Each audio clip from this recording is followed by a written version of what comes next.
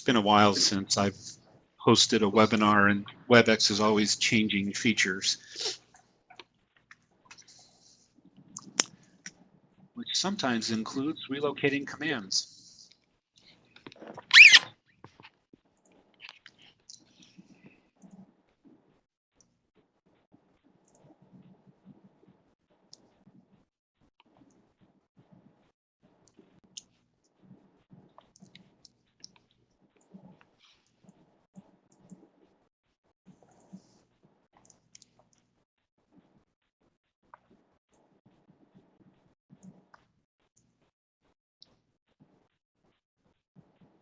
Okay, it's 1 o'clock. I'm going to mute everybody.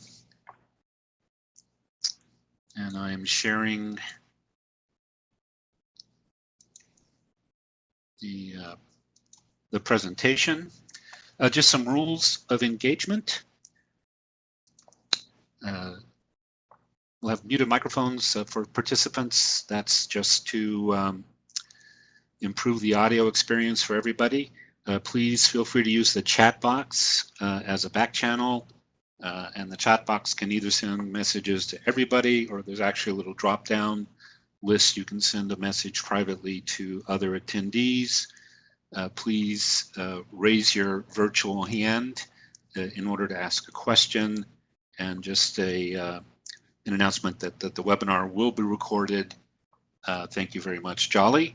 And it will be available for viewing later on ISOC's live stream channel.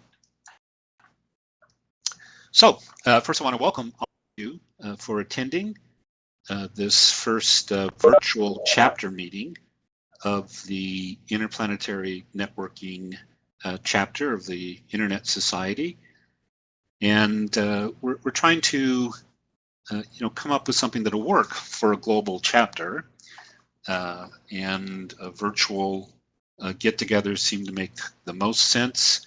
To be honest, we're trying to bribe people, so to speak, to participate by providing what we think will be interesting and engaging presentations. If there is a lot of interest, if people enjoy this format and the information that is presented, we will consider increasing the frequency to twice yearly, or perhaps even as frequently as once a quarter. So thank you again. So we're going to have a couple of presentations. One is a very excellent general introduction to delay and disruption tolerant networking and the solar system internet, which actually is a formal initiative on the part of NASA. And you can kind of substitute interplanetary networking for solar system internet. Scott, and that'll be by our board member, Keith Scott, who is also the Space Internetworking Systems Area Director for the, hello, Paul, you need to mute, buddy.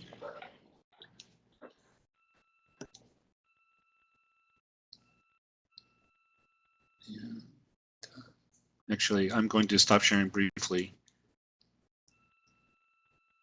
so that I can make sure that people are muted out.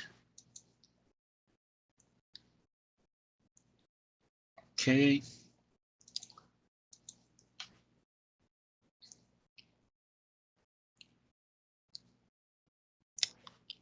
And Paul, could I get you to also turn off your video? Thank you. So, and that presentation will be followed by a short update on the Internet Engineering Task Force DTN Working Group, which has been in existence for, oh gosh, I think almost 2 years, by Scott Burleigh, who is the Jet Propulsion Laboratory's chief DTN architect, the primary coder for the ion distribution of DTN, and who's very active in the work of that group. Then I will provide a report on chapter activities, kind of looking back on the past year and looking forward to next year. And then we will provide an opportunity for you folks to provide input to us, reactions. So let's get started. So Keith, I'm going to unmute you. Hi, Vint Cerf is joining the bridge. Hello, Vint. I'm going to mute you out. No offense, but we get better audio quality that way. And I'm just giving Keith audio privileges.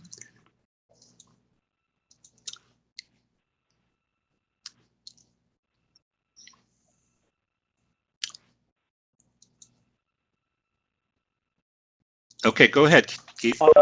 Yeah, go. So this is a presentation I did for the New York Space Applications Conference earlier this year, and trying to put together sort of what was the motivation and overview for DTN. So the high-level picture is, if you want to get information back from like a lander on the surface of Mars or anything that is sufficiently far away, the traditional approach was direct-to-Earth communications, and that was an X-band antenna on the rover that was on the surface of Mars, and you would point that at Earth and transmit, and you could communicate back and forth, and this works.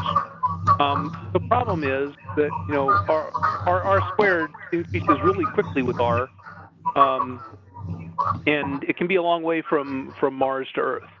And when they got to the Spirit and Opportunity rovers on the surface of Mars, what they did two things. One was they put an experiment onto the rovers, which was, hey, let's see if we can do multi-hop communication back to Earth through the orbiter, just to see if we can do it. And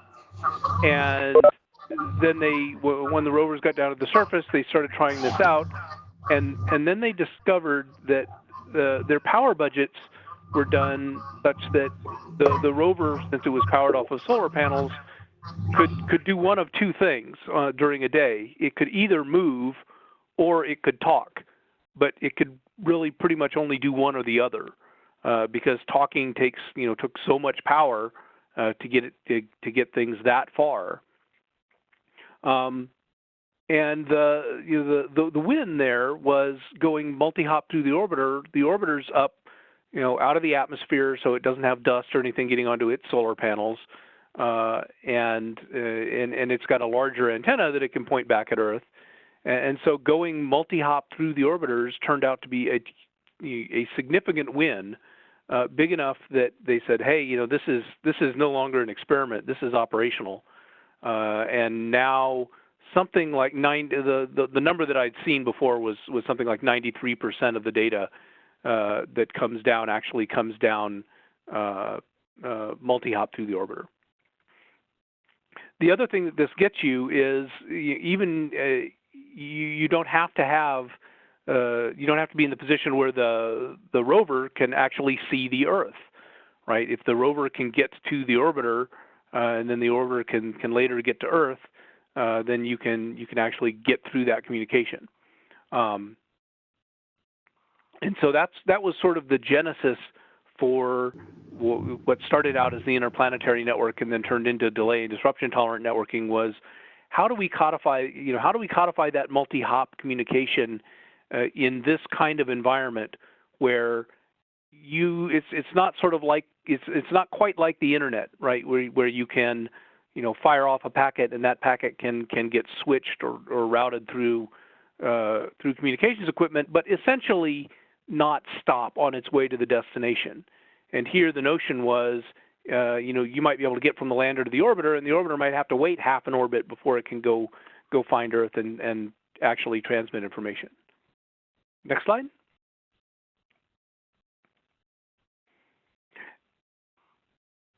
And so again, the idea here is to provide internet-like kinds of services, right? We want end-to-end information flow. We want a suite of protocols that's able to provide various classes of service for delivery. We want it to be in the same way that an IP network, once you get it set up and running, you can sort of leave it alone and the data flows automatically. We'd like to be able to do that here. There's a little bit more, there's more setup that needs to be done in the solar system internet, or there's some more information that you need over and above just what your topology might look like or what your connectivity might look like right now.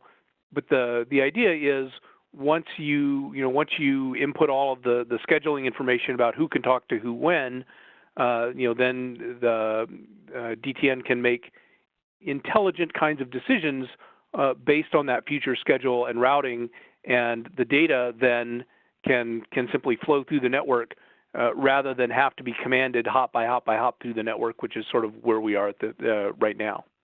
So next.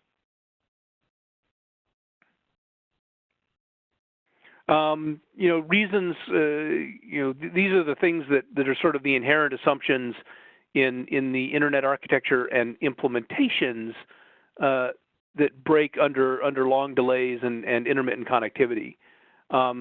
If you think about it real hard, you can convince yourself that you could probably use IP and UDP as a framing mechanism for even this kind of disconnected communication. And you could sort of make that work, but there's a whole bunch of other stuff that would want to come along with that that would be difficult. Things like how are you going to do DNS resolves? How are you actually going to deal with the case where a packet gets to a router and has to sit there for 3 or 4 hours, and you may not even know what its next hop should be until 2 hours after it gets there. So trying to figure out to work through those kinds of things and build something that is a general purpose kind of infrastructure that can forward data in these kinds of environments. And that's not just space, right?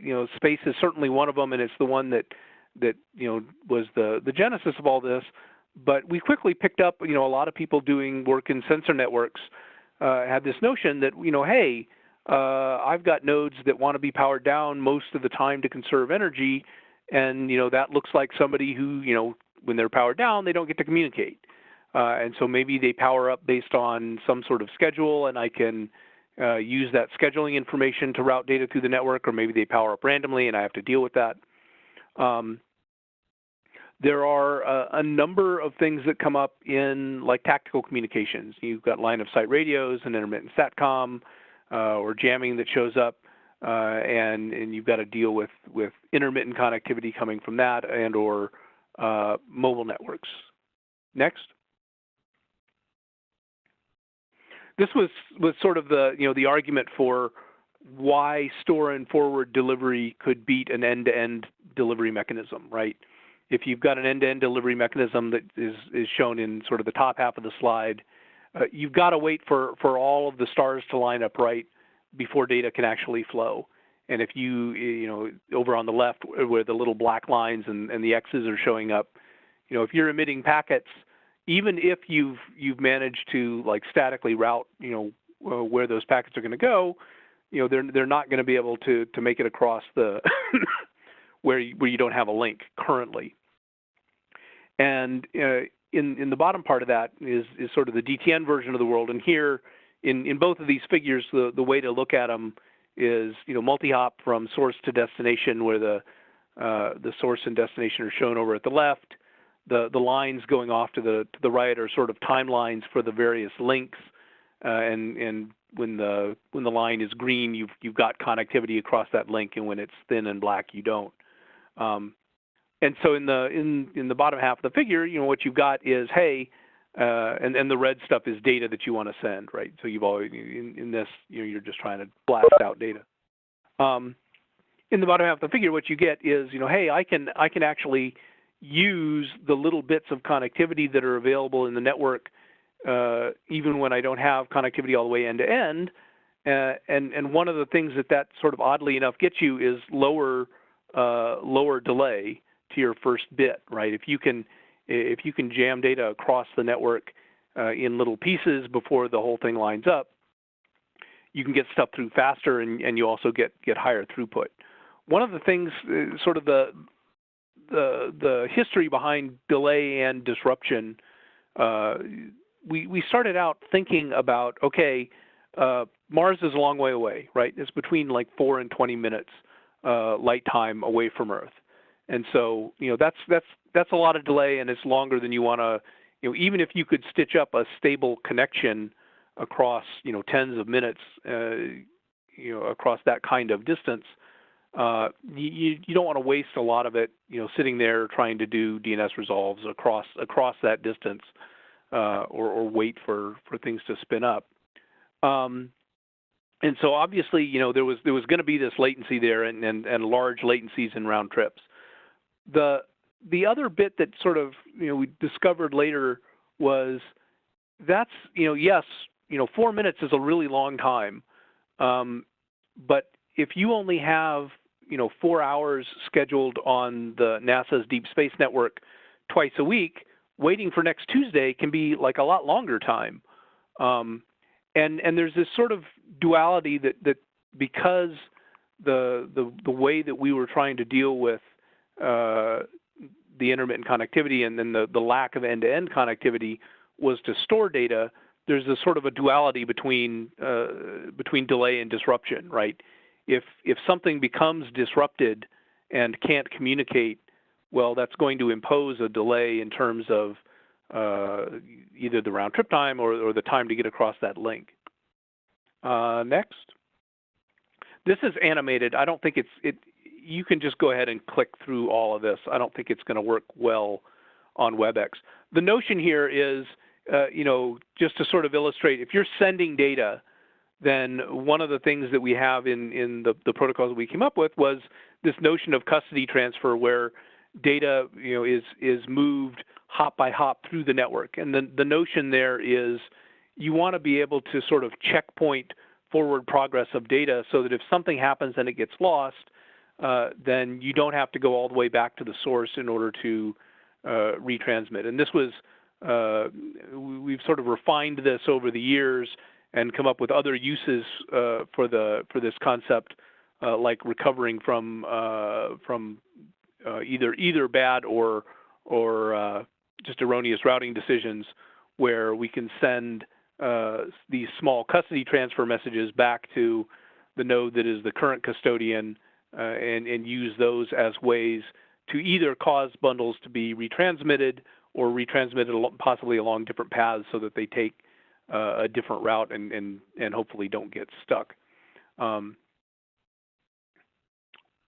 Next.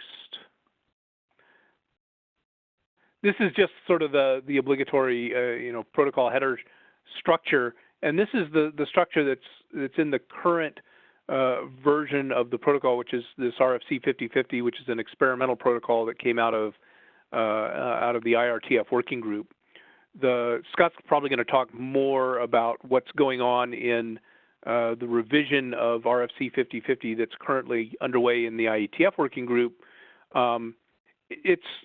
It's going to be different. They're looking at doing sort of an abstract protocol specification and then a binding to a specific representation, which is something that's been done a couple of times in this the Consultative Committee for Space Data Systems, which I'll talk a little bit about, but not so much in the IETF. I think that we could get from the abstract representation of the new version of the protocol to something close enough to this to the RFC 5050 implementation that we should be able to at least gateway back and forth between the two. That's important for the other job that I have in this Consultative Committee for Space Data Systems, which is sort of it's the IETF for civilian space communication. So it's the international standards body of the civilian space agencies, things like NASA, the Japanese, the European Space Agency, the German Space Agency. all get together, and they're really concerned with things like cross-support and interoperability. And they right now where we are, there's this sort of duality between what's going on between the IRTF with RFC 5050 and CCSDS and the IETF working group, and we're trying to sort of push all of those things forward in a way that they can, sort of leverage each other's work, be compatible, and still be somewhat backward compatible for the times when one of them jumps forward, as the IETF is about to do, at a time when one of the other ones, namely the CCSDS work, is right now has gotten stable, has gotten a version of a protocol based on RFC 5050 standardized, and is looking to actually deploy that and get some use out of it before we make another change there. Next.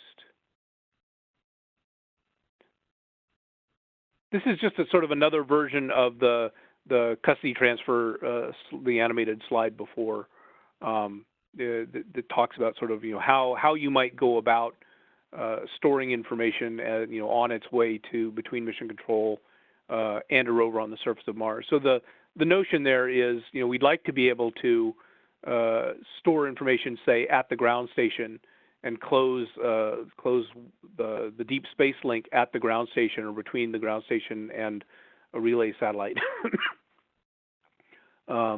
Next. Where are we? This is a little bit old, out of date now. There's a whoop. Can you go back one? So there's a project going on within NASA that is separate from the standardization within CCSDS, that's really looking to deploy DTN and get some use out of it. And DTN has been deployed onto ISS, and they have, as of 3 weeks ago, have done some of the float bundles end to end, done some testing with large files, moving them up and down, and that looks like it's going to be. It certainly is one of the options for scientists developing payloads, and probably one of the preferred options. And they're actively going out and developing new capabilities that we're trying to, and as part of this whole juggling act and coordination, trying to feed those into the IETF and the CCSDS working groups the right way. Scott's going to talk about the IETF. And then I'll just say, there are, probably half a dozen quite mature implementations of DTN, and there are probably another half a dozen or 10 that are sort of in work or partially complete. Next. Ways to get involved through IPN-SIG, the DTN working group, or if you work for a space agency or a company that builds and flies spacecraft, you can get involved with the CCSDS through ccsds.org. And I think that's all that I have.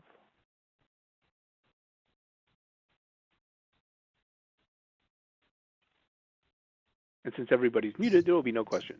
No. If people have questions, please put them in the chat box. Do I see the chat box? I do. So do people have questions for Keith? Not that I see. Okay. Here. Yeah, okay. So are you and Scott close to resolving your custody transfer dispute? I think we did resolve that. There's one thing that I didn't mention back when I was talking about custody transfer. There's a signaling mechanism of custody transfer that is this hop by hop signaling that goes on inside the network. So it's sort of, you can think of it in a sense like hop by hop TCP, but without all of TCP services, right? It's really from the reliability lens, its job there is only to signal that data has made it the next hop down the net, through the network, and that the current custodian can then release it, or if the current custodian doesn't hear anything about anybody else picking this up, then they've got then they have the job of trying to figure out whether or not they think that they need to retransmit it and how that should happen. There are other ways to get reliability out, and there are some efficiencies to be gained there. Part of the notion that we have in DTN, there's this bundle protocol, which is the end-to-end signaling mechanism. It's the sort of the way that it's going to provide the API that applications use to get access to the network services. There's stuff that lives sort of at the bottom end of bundle protocol that is, how do I get to the next DTN router? And that might be something that is sort of domain specific, like one of these CCSDS data links for accessing a space link, or it might be something like TCP if I'm going across a chunk of the internet from one place to another. If you can stitch up a series of reliable the mechanism for bundle protocol to get at the underlying services is termed a convergence layer adapter, right? With things like TCP or the CCSDS space links being then the convergence layers underneath BP. So if you can stitch up a series of reliable convergence layer adapters, like I'm going to run, every one of my hops between bundle nodes is going to use TCP, so that in particular, I get reliable delivery on each one of the hops individually. Well, then you can say, well, I might be able to, I might trust that that's going to be enough to, get my data end to end, even if there's some other problem in the network. And oh, by the way, TCP is going to do a better job of retransmitting things than bundle protocol is going to, because it's going to, TCP will retransmit a segment, whereas, a bundle might be multi-megabyte. And so the discussion that's been going on the IETF working group list was, which one of these, which is the way to go? And I think that we came up with some language that sort of splits the difference in a way that makes sense. The problem is at the bundle protocol level, trying to figure out what a retransmission timer value ought to be especially for anything that's not just one hop down, your one hop neighbor. But I think we've come to some satisfactory language there, and I'm hoping that that's going to find its way into the revised IETF spec. Okay, so there was a question from a member wanting to know if there was any partnership with Roscosmos. I assume that's the Russian space agency.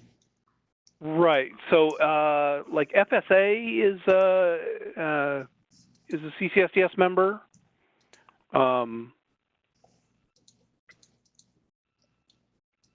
And I think that through them we get some of Roscosmos. Okay, and then there was a question. Oh, hello, Juan. Oh, go ahead. Could you please explain a little bit about what CCSDS is doing with schedule-aware routing? So right now, there's some work that's been going on that Scott started many years ago in what at that point was contact graph routing, and the notion was we've got we've got a different view of the world than an IP network, right? An IP network, if the way IP routing works, is essentially trying to figure out what the topology is and then route on it. And this is sort of the whole problem with MAN-A routing. But we've got a little bit different take on that, because in some cases, not all, but certainly in the NASA case, there are lots of times where you've got a schedule that's built days or weeks ahead of time that dictates what the connectivity can be.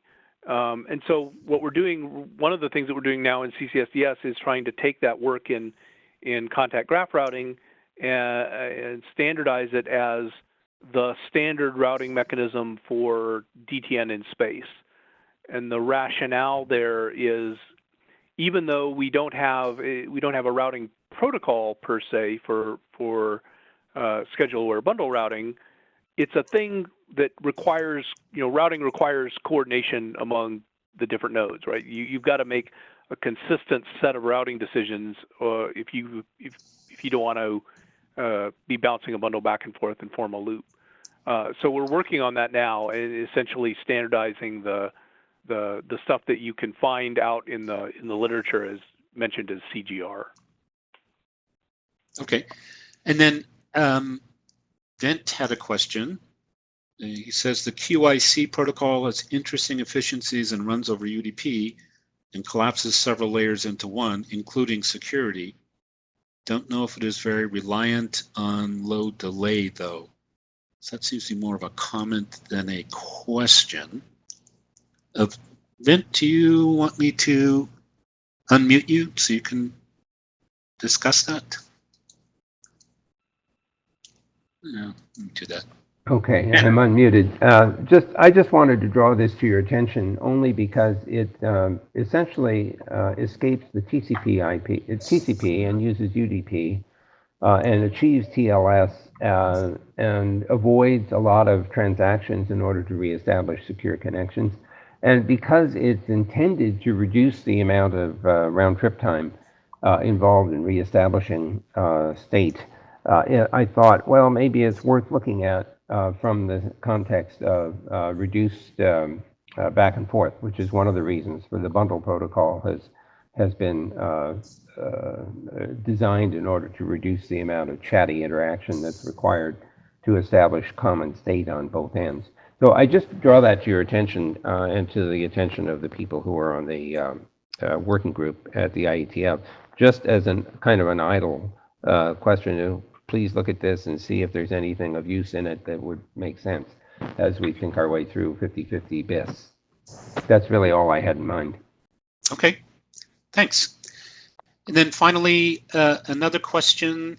How much thought has been put into dealing with rogue nodes? A rogue could either be malicious or malfunctioning. And I believe that is addressed in the security protocol, correct? Right. So when we started out, we had a notion of security mechanisms that were essentially all routers would sign the bundles that they sent, and you could then decide whether or not you wanted to authenticate those or check the authentication and trust that.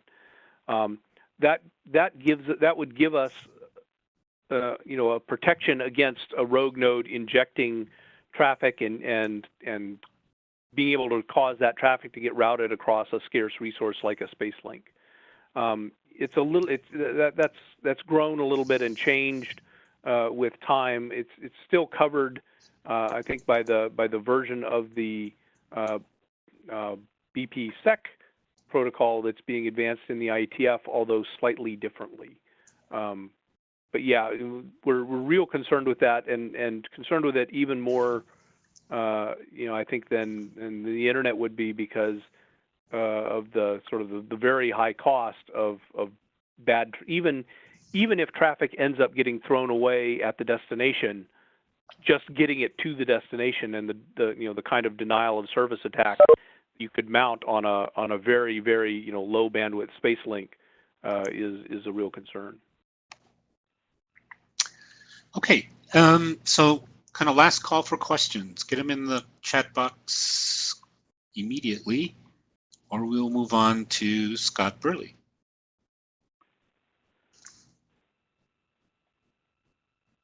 Okay, so Scott, you're unmuted.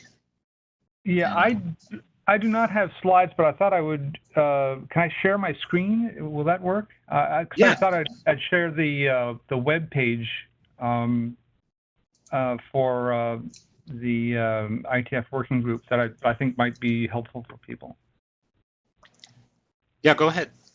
I will pass you the ball. Okay. All right. So I am sharing. Yep, we can see it. Okay, and here's this is the web page for the IETF web page for the DTN working group. And let me just here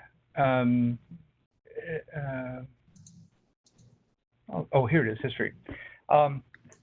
Just a little bit of background. There's been a research group in the Internet Research Task Force for DTN for many years.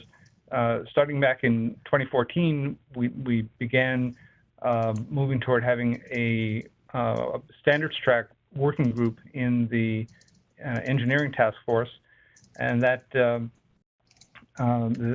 charter for that working group was approved in November of 2014. We've had 4 or 5 meetings since then. If you're interested in finding out all about this working group, here's the URL, data tracker IETF.org, working group DTN, and there's a lot of useful stuff here. There's a list of the documents that are being worked on. The charter for the working group is here, and so on. With that as background, I'll talk about the work items that I know of that are furthest advanced at this point. There's a lot of work being done in the bundle protocol security BPSec specifications that Keith mentioned a few minutes ago, and I think down here, these are the other initial work items in the charter for the working group, use cases, service identifiers. The thing that I will spend most time talking about, and I won't spend a lot of time doing that either, is something called RFC 5050 BIS, which is an adaptation of the bundle protocol specification, which was documented in RFC 5050 several years ago as an informational RFC. We're looking now at developing an adaptation of that original bundle protocol that was the basis for a lot of research over the past few years, and turning it into a standards track RFC that would be on its way toward becoming an internet standard. The salient points there are that in general, the bundle protocol specification was pretty successful. The BP, the bundle protocol design was implemented, has been implemented several times, as Keith pointed out, and there's been a lot of research done using those implementations. And as Keith mentioned, we are now operational on the International Space Station using gateways, DTN gateway nodes that are based on an implementation of the of RFC 5050. There are some lessons that have been learned from the deployment of that protocol in these research efforts, and those lessons learned have made their way into the design of the new bundle protocol intended standard, which is often termed RFC 5050 bis or BP bis. And I won't go into those in a lot of detail because it's kind of mind-numbing. But among the things that I think are most important are changes to make the structure of the primary block of the bundle of limited length and smaller length than in RFC 5050. The notion of the dictionary as a mechanism for trying to save some bandwidth I think has been abandoned completely by now. There seem to be better ways of accomplishing that purpose. It's also important to ensure that that primary block is immutable end to end, so that the receiver of a bundle can be assured that it wasn't fiddled with en route. And the only way to do that is to move anything that is mutable information as the bundle goes through the network into what are termed extension blocks, blocks that can be added and removed at any stage of the bundle transit. So the primary block is immutable. The extension blocks can change, and all of them can separately and individually be protected by individually signed using potentially different signature keys, so that there's a great deal of flexibility in the way you secure the data as it passes through the network. Probably the most significant, most radical change in the bundle security in the bundle protocol specification is, and I think Keith mentioned this also, is the idea of making it abstract. That is, it was suggested that, oh, why don't we just use something like JSON to send bundles? Well, it's quite difficult because the way the bundle specification RFC 5050 is written, there's a lot of binary stuff in there, and it's challenging for a lot of people to develop implementations that can generate and parse all that binary content. Wouldn't it be nice if that were all just text, if we're all just JSON? That's fine for internet applications, which we absolutely want to encourage, but it's not good for highly bandwidth constrained implementations for spaceflight operations, for example, or sensor webs. So we needed to do both, and what we decided was, oh, well, let's do both. Let's define in an abstract way what the content of all the blocks of a bundle are, and agree that there may be multiple representations, and as long as the translation from one representation to another is essentially mechanical, then we can still have interoperability with a little bit of extra effort, but that extra effort seems to pay off in being able to broaden the implementation base. So the representations that have been proposed so far, one would be to express bundles using JSON. Another would be to express and represent bundles in transmission using something called CBOR, a compressed bundle object representation that maps and is in fact designed to be a compressed way of representing JSON. And there could conceivably be other representation schemes as well. And as long as we have ways of identifying those and signaling them and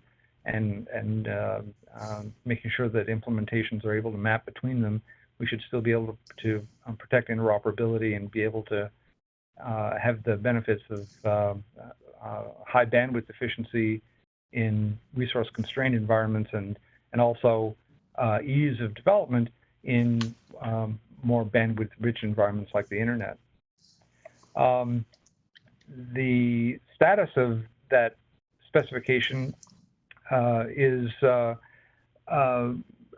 it's making, I think, at this point, good progress. There was a last call for RFC 50 BIS or BP BIS as an internet draft that was in April, I think, and it closed in I think on the 6th of June. So we've closed last call. There were a lot of comments on the specification that came up during last call. I don't think any of the comments are showstoppers in any way. There are some things that need to be resolved yet, but most of that stuff was editorial. There was this discussion of custody transfer and reliability that I think we've reached a pretty good resolution on. And one other issue that could be that could slow things down a bit.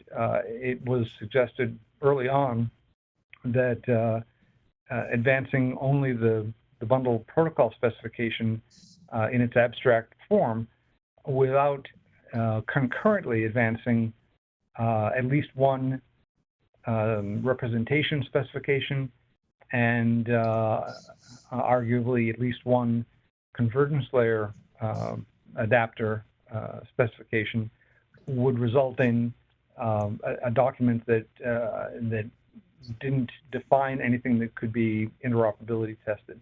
And so it would be much better to advance all three concurrently, which is fine if we can do that. I think it's actually fine to advance the BP BIS document first and let the other documents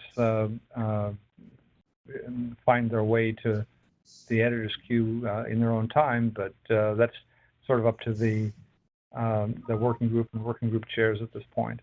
So I am hoping for some resolution to the next step for that specification coming up in possibly during the July IETF 96 discussion.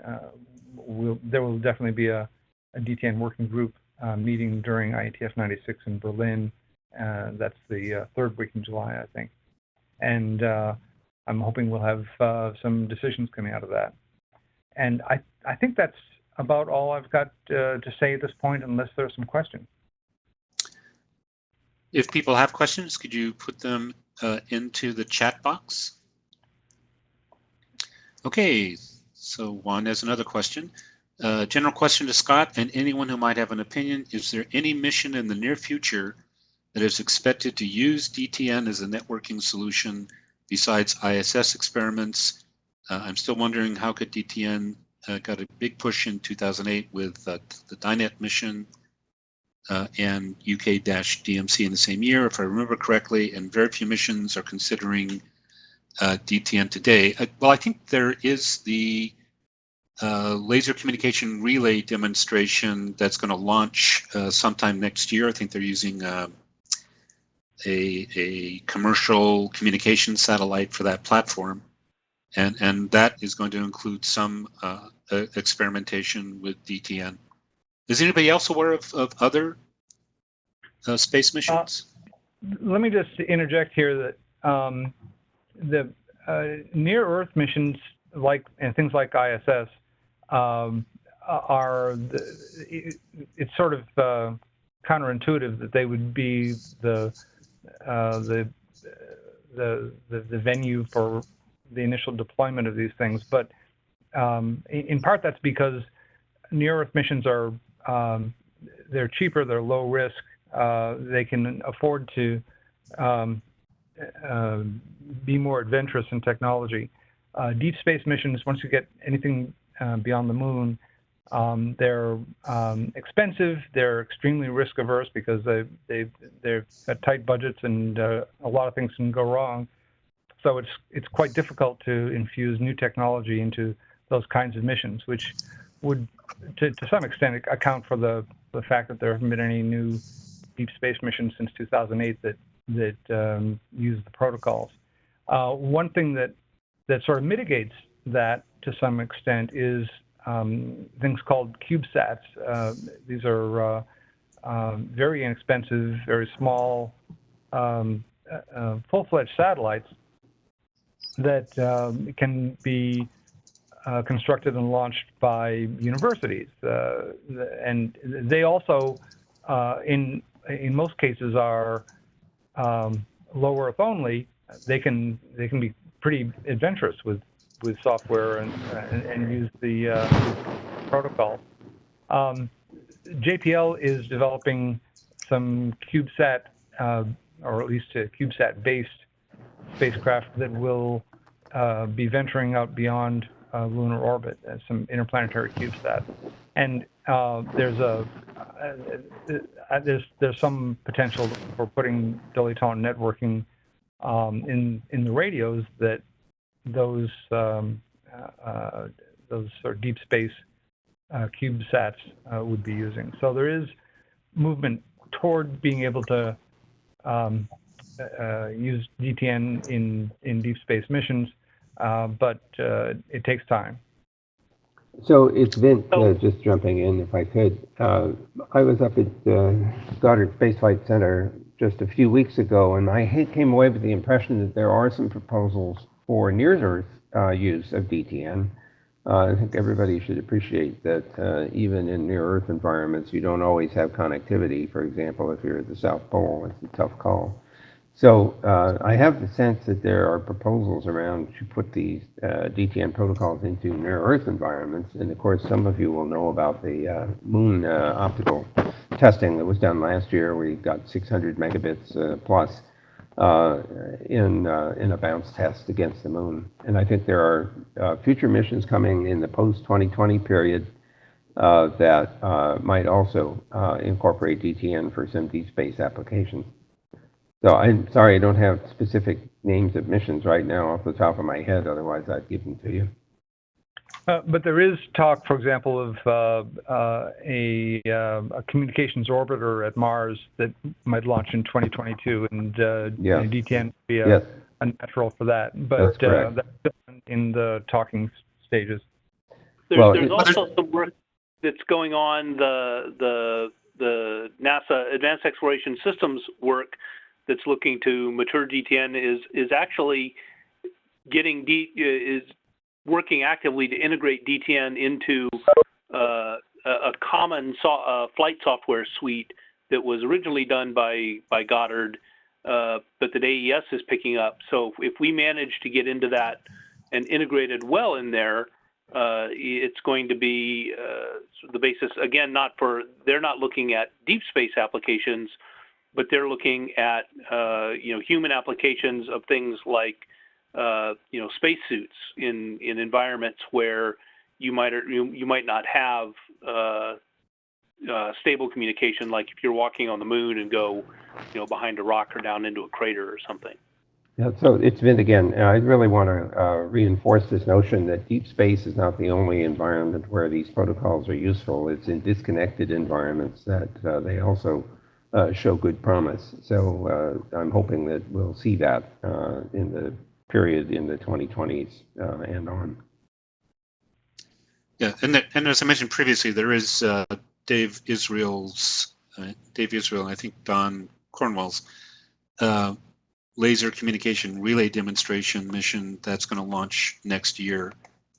That will continue the work of testing laser. I think it's near-infrared laser communication. And I think they actually got sustained 300 megabit throughput using DTN in the previous mission. So any further questions for Scott? There's a JSON question that you might have missed. It's in the chat list. Oh, I missed that. So Scott, can you explain again the uses of JSON you just mentioned, please? Oh,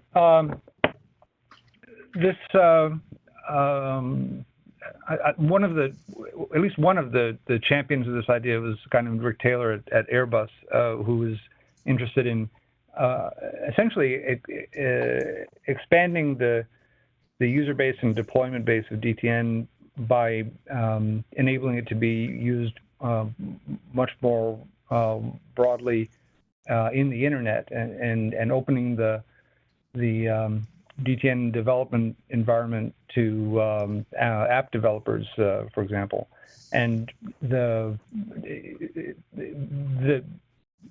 precondition for that, at least I think widely perceived precondition for that, is the ability to express bundles in something other than the somewhat arcane binary representation that's defined in RFC 5050. This actually, Stephen Farrell at Trinity College Dublin had come up with the same objections to the RFC 5050 specification from some research that he'd been doing, and potential commercial applications in Ireland that were difficult to approach using the RFC 5050 representation. It would be much easier if bundles could just be emitted, in scripted applications using JSON. So that's the objective there, is to be able to create and consume bundles much more easily using very widely available JSON text handling tool. And then from Brendan, what are the most promising terrestrial applications of DTN? Well, others will probably have other opinions on this. I would say that the ones that have been that have leapt to people's minds have been things like disaster recovery, where you've got a very limited communication infrastructure, and you still need reliable communications, and other environments where infrastructure is very limited, either because of geography, if you're out in the middle of the ocean, or because of economics, because it's a population that can't afford the fees that a cable operator would have to charge to recoup deployment costs. In those kinds of environments, very sketchy quasi infrastructure can be enough to convey data in an automated way, which is what we're really talking about with networking. I would go beyond that and say, even where the infrastructure is not attenuated like that, I think there's a potential for using DTN for applications that really don't require the conversational interchange that you get with internet communications the way we're used to them, and because they don't require it, you've got some latitude in how you allocate the provisioning of network resources. And what I'm thinking there is that really the bulk of social networking applications are actually not interactive. You send something, if you write on somebody's Facebook wall, they don't have to be looking at it and responding instantly for that to be effective communication. There's a lot of social networking and content distribution that really does not require the telephony that the internet has always traditionally been able to provide, and in those kinds of applications, if you can scale back on the investment that you make in infrastructure and still provide adequate service, Well, maybe that means that you can you can distribute the capability much more widely and at less cost for everybody. Scott, just a comment. I have a hard stop. I have to chair a technical review board in about a minute. I'm going to make you a host, so you can continue the conversation. We obviously are not going to get to the chapter update portion of the agenda, and I don't resent that at all. It's been a very great discussion. I will publish those on the website, send an email out to people. Please feel free to continue the conversation as long as you wish, and I'll just review the video. So you, Okay. Scott, are now the host. All right, so I'm going to stop sharing my screen so that I can see everything else then. Yes, that's fine. It's Vint. I was just going to add one little comment about other situations, terrestrial situations where DTN can be quite helpful. We are starting to go into this IoT environment, and I noticed that Mikle Snell mentions this as well. A lot of these devices are in fact battery powered, and they may be in a situation where they cannot afford to transmit, even if they are sort of in line of sight and everything else because of battery power limitations. And so having a DTN environment where data can be preserved until links are available could turn out to be quite useful in the IoT as well. It's early days yet, of course, for this IoT deployment, so we'll probably await experiments with DTN to see whether or not they actually, the IoT actually benefits from this particular mode of communication. And I'll just add one other note that this reminds me of, which is related maybe, which is information-centric networking. The research into information-centric content distribution has been going on for almost as long as the DTN research has been going on. And I am happy to talk with anybody who's interested in it about ways in which I think DTN can provide information-centric networking services possibly more easily and more securely than the ICN architectures that have been proposed to date.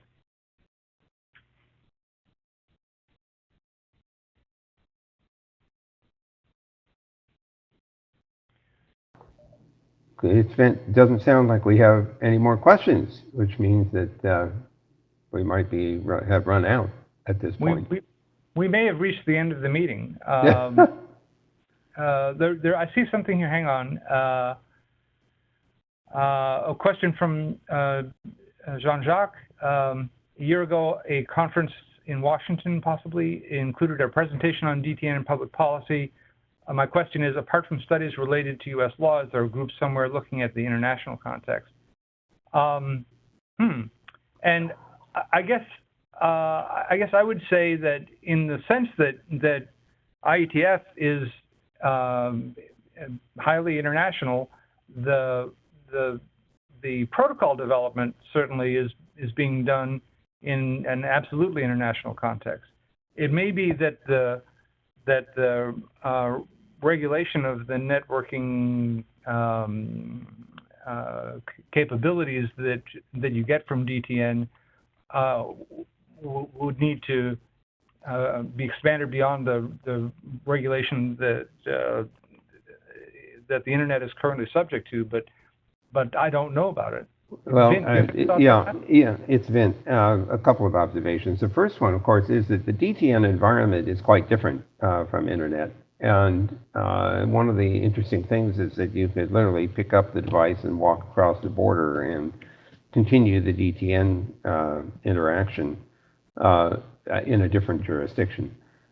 That's also true of just downloading data and walking across the border and then distributing it locally, which, by the way, happens in Cuba a lot. It's the moral equivalent of the earlier Russian samizdat, where you were making copies of books that nobody was supposed to read by typing carbon copies. and handing them out and sharing them. But the DTN protocols make it easier to do that. And so it actually is quite challenging to cope with DTN capability if in fact your intent is to create limitations and constraints on who can communicate with whom. And given that the communications environment and identifier space are distinct from the domain name system, this is yet another challenge. So fortunately, no one seems to have decided that this should be a focus of legal attention or legislative attention, but I suspect that it could become such a focus if it becomes widely deployed and used in the way I was describing. So Jean-Jacques, follow-up there is, would anybody on this call be interested in joining him in a study of the possible international law aspects, such as the very point that you were just talking about? And I think that the answer there is I would expect lots of people that this would be a great activity for the IPN SIG to take up. I'm just typing it to Jean-Jacques, but I'll save myself the trouble because I can't spell Jacques, apparently. Okay, anyway, Jean-Jacques, this is an area that some of my colleagues are rather interested in, so I'm happy to make a connection for you if you'd like to make the pitch.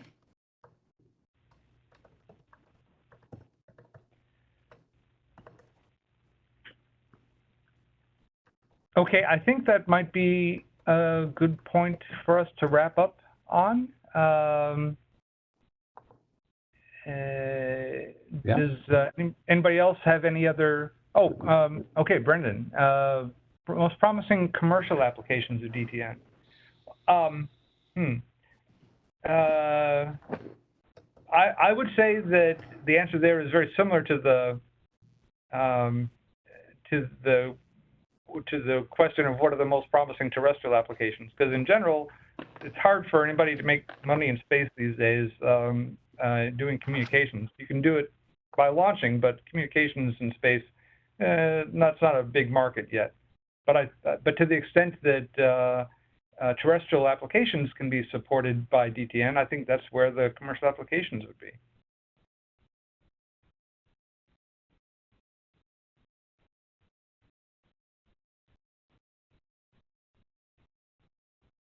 Yeah, Uber, possibly. Yeah, I think it may be time to wrap up.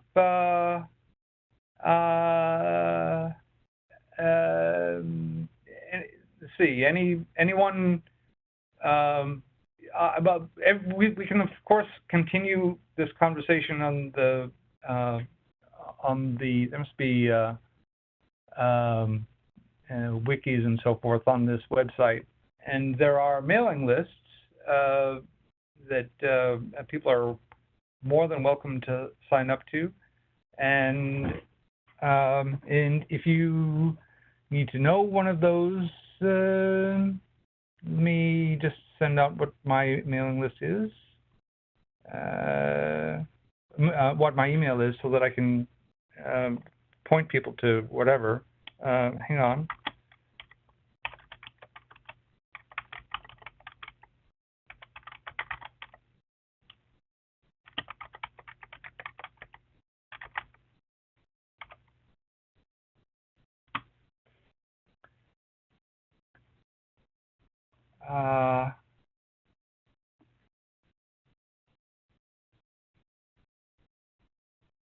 Okay, and let's take just one last question from Natalie. Current level of technology is allowed DTN. I'm not completely sure what that means though.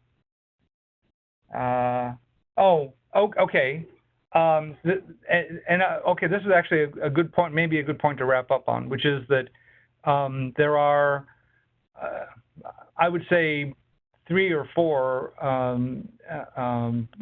most widely, most broadly, and deeply supported implementations of DTN that are usable in terrestrial applications, and at least one that is